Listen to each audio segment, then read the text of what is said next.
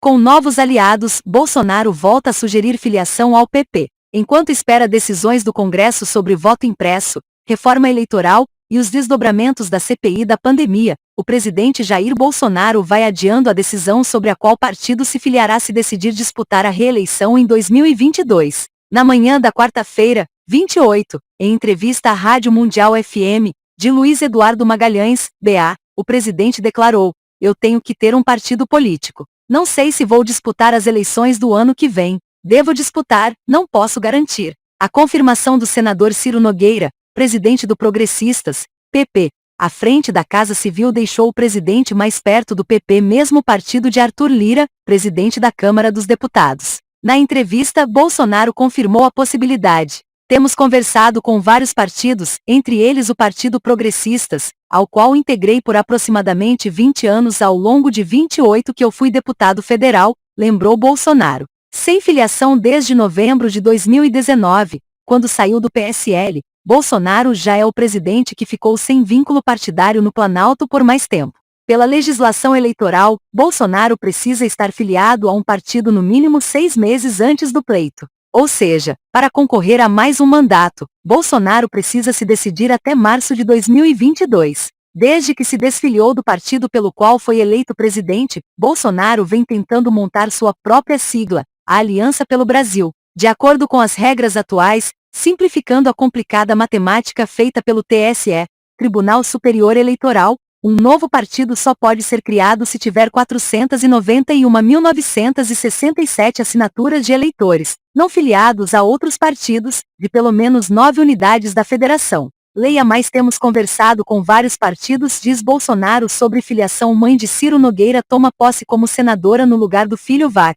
Ciro Nogueira é expoente das forças políticas tradicionais do Centrão. Ainda de acordo com informações do TSE, a aliança tem apenas 117.213 assinaturas validadas. Com o baixo desempenho, Bolsonaro não deve conseguir o apoio necessário em tempo para a eleição de 2022. Atualmente, o tribunal tem 33 partidos registrados e há outros 78 em processo de formação. Com que roupa? Ao falar pela primeira vez da possibilidade de ir para o PP, Bolsonaro deixou claro que quer se abrigar numa legenda que possa controlar. "Tentei e estou tentando um partido que eu possa chamar de meu e possa, realmente, se for disputar a presidência, ter o domínio do partido. Está difícil, quase impossível. Então, o PP passa a ser uma possibilidade de filiação nossa." O senador Flávio Bolsonaro, o filho do presidente responsável pelas tratativas com os partidos, se filiou ao Patriota em maio com a expectativa de organizar a legenda de acordo com os interesses do pai.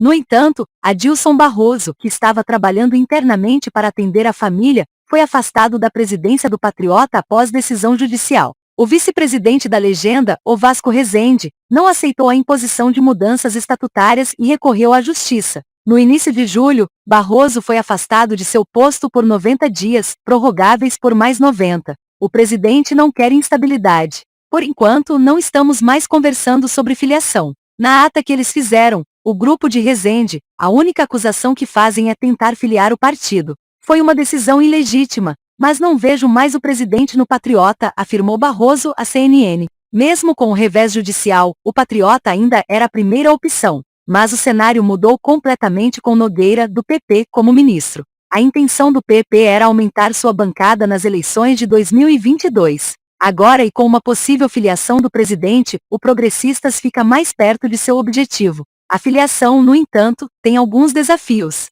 Na Bahia, por exemplo, o partido é aliado ao PT. As alianças regionais teriam de ser revisadas. A CNN, Nogueira afirmou que ainda não há nada definido, mas confirmou que há conversa sobre o assunto. Além do Progressistas e do Patriota, o PTB e o PMB também estavam entre as legendas que discutiram receber a filiação de Bolsonaro. Para participar de uma eleição, um partido político deve ter seu registro aprovado pelo Tribunal Superior Eleitoral, TSE, até 6 meses antes do pleito. A criação de uma legenda é um processo longo e repleto de exigências legais, o que leva muitas siglas a ficarem pelo meio do caminho. O processo de formação de partido é regulamentado pela Resolução do TSE nº 23.571/2018 e pela Lei nº 9.096/1995, Lei dos Partidos Políticos. O primeiro passo é a elaboração do programa e do estatuto da agremiação pelos fundadores, que devem ser, no mínimo,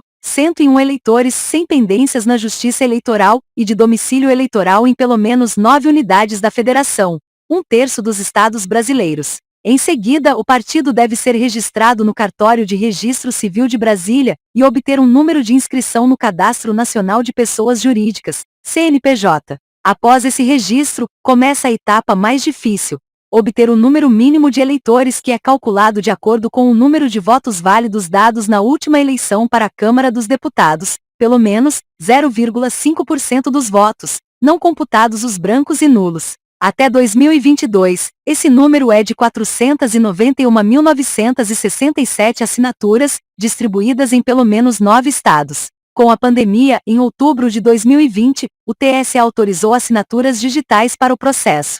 Mesmo assim, todas são conferidas uma por uma, e muitas são descartadas por algum tipo de irregularidade. Essa costuma ser a etapa mais difícil e demorada de criação de um partido, e precisa ser completada em 2 anos. A última etapa consiste no processo de registro de partido político, RPP, que envolve a inscrição nos tribunais regionais eleitorais nos estados e o registro do estatuto e do órgão de direção nacional no Tribunal Superior Eleitoral. Segundo o TSE, todo esse processo serve para materializar o caráter nacional da nova sigla e viabilizar o registro do seu estatuto, documento que disciplina as normas internas relativas ao funcionamento, à administração e ao patrimônio do partido político. Graziela Ghiotti Testa, doutora em ciência política e professora da Fundação Getúlio Vargas, FGV, ressalta que os critérios estabelecidos pelo TSE para a criação de novos partidos foram justamente para tentar restringir o número de legendas. É interessante lembrar que, mesmo com esses 78 partidos em formação registrados no TSE, é muito difícil que a maioria consiga atingir o número de assinaturas necessárias. Hoje os critérios estabelecidos pelo TSE são muito difíceis de serem atingidos, e isso foi feito justamente para restringir o número de partidos políticos, explica. Por que ter um partido para chamar de seu? Os partidos políticos no Brasil contam com 2 fontes de recursos públicos para financiar as campanhas dos seus candidatos nas eleições: o Fundo Especial de Financiamento de Campanha, FEC, também conhecido como Fundo Eleitoral ou ainda Fundão, e o Fundo Especial de Assistência Financeira aos Partidos Políticos, o Fundo Partidário. O fundo partidário é constituído por dotações orçamentárias da União, multas, penalidades e doações. Com ele, os partidos podem pagar despesas para seu funcionamento como água, luz, salários de funcionários, assessoria jurídica, entre outros. Para 2022, o fundo partidário está previsto em R$ 972 milhões,